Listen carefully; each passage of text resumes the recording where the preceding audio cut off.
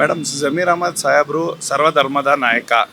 ಕರ್ನಾಟಕದಲ್ಲಿ ಯಾವುದೇ ಜಾತಿ ಮತ ಧರ್ಮ ನೋಡದೆ ಅತಿ ಹೆಚ್ಚು ದಾನ ಧರ್ಮ ಮಾಡೋ ಯಾವ್ದಾರೋ ಒಬ್ಬ ರಾಜಕಾರಣಿ ಇದ್ರೆ ಅದು ನಮ್ಮ ಜಮೀರಣ್ಣ.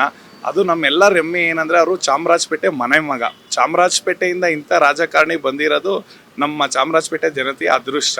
ಯಾರೇ ಕಷ್ಟ ಸುಖ ಸಾವು ನೋವಿಗೆ ಯಾರೂ ಬರಲ್ಲ ಮೇಡಮ್. ಇವತ್ತು ಎಷ್ಟೋ ರಾಜಕಾರಣಿಗಳ ಹತ್ರ ಕೋಟ್ಯಾಂತರ ರೂಪಾಯಿ ಇರ್ಬೋದು, ಬಟ್ ಅದು ಕೊಡೋ ಮನ್ಸಿದಾರಲ್ಲ, ಧೀಮಂತ ನಾಯಕ ಮೇಡಮ್ ಅವರು.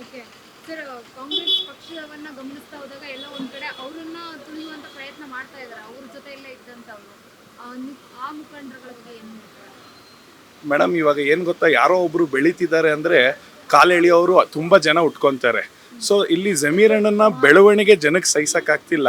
ಆಮೇಲೆ ಜಮೀರಣ್ಣ ಅವ್ರ ಎರಡು ಇಲಾಖೆಯಲ್ಲಿ ಅವ್ರು ಕೊಡ್ತಿರೋ ಕೊಡುಗೆನ ಜನ ಸಹಿಸ್ತಿಲ್ಲ. ಅದು ಯಾಕೆ ಸ್ವಪಕ್ಷದವರೇ ಈ ಥರ ಮಾಡ್ತಿರೋದು ಅನ್ನೋದು ತುಂಬ ನೋವಿನ ಸಂಗತಿ.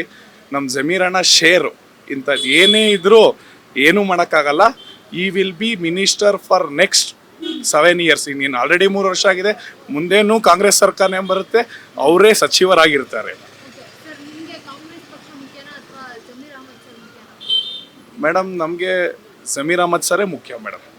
ಜಮೀರ್ ಅಹಮದ್ ಖಾನ್ ಅಂತ ಲೀಡರ್ ಇದ್ರೇ ಪಕ್ಷ ಆಗೋದು.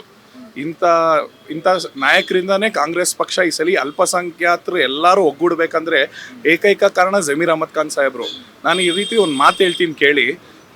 ಬೇರೆ ಲೀಡರ್ಸ್ ಎಲ್ಲ ಇಷ್ಟಿದ್ದಾರೆ, ಯಾರು ಒಬ್ಬ ಅಲ್ಪಸಂಖ್ಯಾತ ನಾಯಕರನ್ನ ತೋರಿಸಿ ಅವ್ರ ಕ್ಷೇತ್ರ ಬಿಟ್ಟು ಮತ್ತೊಂದು ಕ್ಷೇತ್ರದಲ್ಲಿ ಯಾರು ಒಬ್ರನ್ನ ಗೆಲ್ಸ್ಕೊಂಬರಕ್ಕೆ ಅದು ಯಾರು ಆ ಕೆಪಾಸಿಟಿ ಕರ್ನಾಟಕದಲ್ಲಿ ಇದೆ ಅಂದರೆ ಜಮೀರಣ್ಣ ಮಾತ್ರ.